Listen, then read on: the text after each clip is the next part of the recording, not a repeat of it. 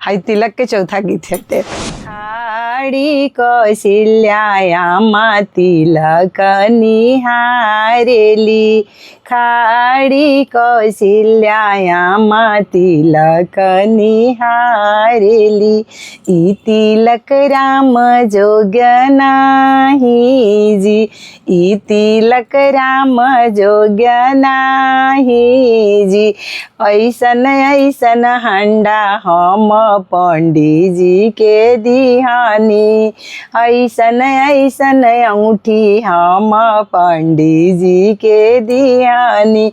बाबू के पतरा के देखाई जी, बाबू के पतरा के देखाई जी।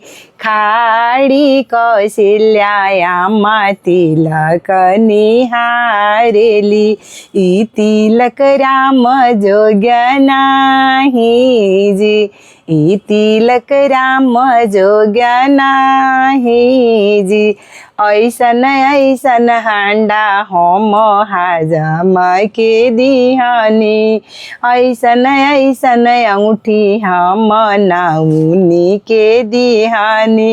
बाबू के नाखून के टूंगाई जी, बाबू के नाखून के टूंगाई जी। खाड़ी कौशल्या रानी तिलक निहारेली, ई तिलक राम जोग्य नाही जी। अरे ऐसन ऐसन चेन हम ननदो के दिहानी, ऐसन ऐसन चेन हम ननदिलो के दिहानी। बाबू के काजल के लगाई जी, बाबू के काजल के लगाई जी।